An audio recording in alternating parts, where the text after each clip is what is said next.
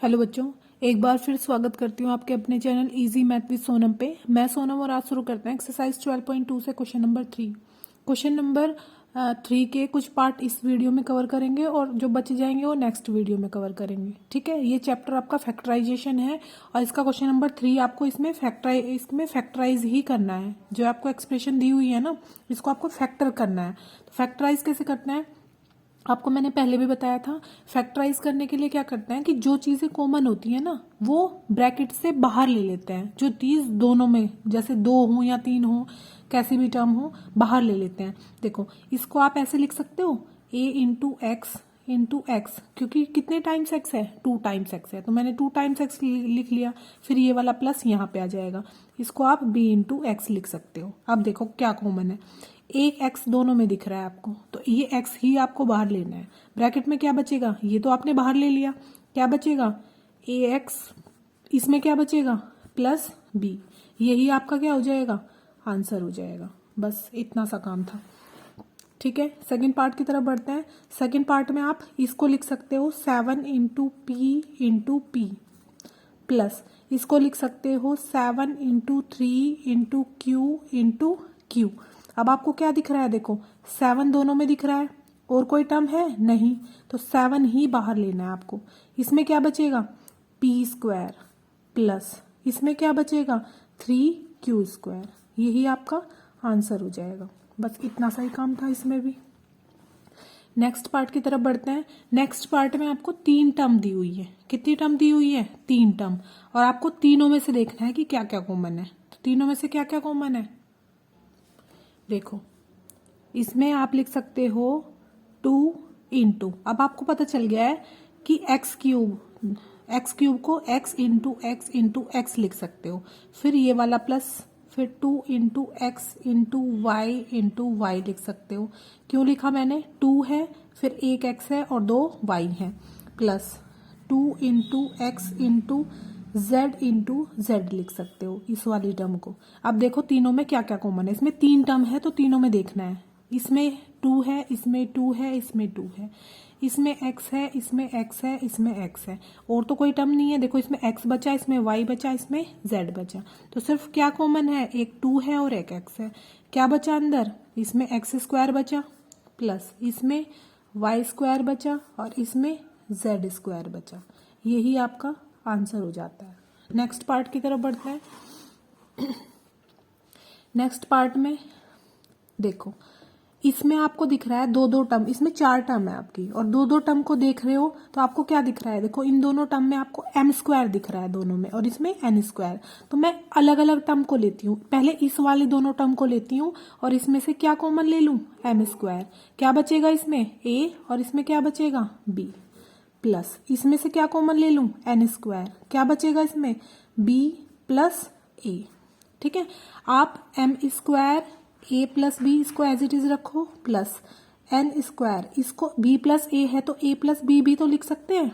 अब देखो इन दोनों टर्म में देखो क्या कॉमन दिख रहा है, इन दोनों में a प्लस बी इसमें भी है, a प्लस बी इसमें भी है, तो a प्लस b बाहर ले लो। अंदर क्या बचा, a प्लस बी ले लिया तो m² बचा, प्लस इसमें a प्लस बी ले लिया तो n² बचा, यही क्या हो जाएगा, आपका आंसर हो जाएगा। नेक्स्ट पार्ट की तरफ बढ़ते हैं। नेक्स्ट पार्ट में क्या दिया है, देखो इसमें से इसमें भी 4 टर्म है तो 2 टर्म को लेना है। इसमें से क्या कॉमन दिख रहा है, इसमें भी l दिख रहा है और इसमें भी l दिख रहा है, तो l कॉमन ले लिया तो क्या बचा, इसमें m बचा, और प्लस l बाहर ले लिया तो 1 बचेगा। जब कुछ बचे ना तो 1 बचता है। ठीक है, अब देखो इनमें से दोनों टर्म में से कुछ कॉमन नहीं है, तो जब कुछ कॉमन नहीं होता 1 कॉमन होता है। ठीक है, तो अंदर क्या बचा, इसमें m और इसमें 1। ठीक है, अब दोनों टर्म को देखो क्या कॉमन है, ये पूरा ब्रैकेट दोनों में है, यानी कि m+1 दोनों में है, तो क्या बचेगा, इसमें से m+1 ले लिया तो क्या बचा l, इसमें से m+1 ले लिया तो क्या बचा 1, यही आपका आंसर हो जाता है। ठीक है, नेक्स्ट पार्ट की तरफ बढ़ते हैं। नेक्स्ट पार्ट में देखो दोनों में देखो क्या दिख रहा है, ये पूरा ब्रैकेट इसमें भी है और इसमें भी है, यानी कि y प्लस जेड इसमें भी है और इसमें भी है, तो y प्लस जेड कॉमन आ जाएगा। क्या बचेगा, देखो y प्लस जेड आया तो क्या बचा, y बचा, plus y plus Z common आया तो क्या बचा, 9 बचा, यही आपका आंसर हो जाता है। चलो सारे पार्ट इसी वीडियो में कवर करा देती हूँ। ठीक है, तो नेक्स्ट पार्ट की तरफ बढ़ते हैं। नेक्स्ट पार्ट में क्या दिया है, देखो इसमें भी 4 टर्म है तो आपको 2-2 टर्म लेनी है, तो 2-2 टर्म ऐसे ही लेते हैं जो दोनों में कुछ कॉमन हो। जैसे मैंने ये वाली 2 एक साथ और ये वाली 2 एक साथ ली, क्यों ली, क्योंकि इसमें मुझे दिख रहा है 5 इसमें भी है और इसमें भी है, क्योंकि इसको 5 × 4 लिख सकते हो आप 20 को, y इसमें भी है इसमें भी है। ऐसे ही 2 इसमें से 2 कॉमन होगा और z कॉमन होगा, तो हम ऐसे देखते हैं, ऐसे कॉमन लेते हैं। तो क्या लेंगे, देखो इसको लिख सकते हो 5 × y माइनस, इसको लिख सकते हो 5 × 4 × y माइनस, इसको लिख सकते हो 2 × 4 × z, इसको लिख सकते हो 2 × y × z। ठीक है, अब देखो इन दोनों टर्म में से देखो और इन दोनों टर्म में से देखो क्या कॉमन है। 5 है दोनों में, y है दोनों में, तो ले लूं कॉमन, 5y मैंने कॉमन ले लिया, दोनों चीज कॉमन आई, क्या बचा, सिर्फ y बचा, माइनस ये वाला माइनस, 5y बाहर आया तो क्या बचा, 4 बचा।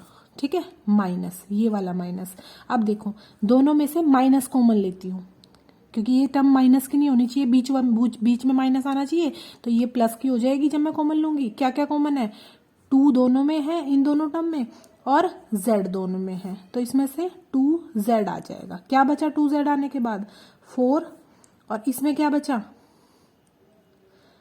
या फिर प्लस ही कॉमन लो, ये -4 बचा और ये प्लस कितना बचा, y बचा।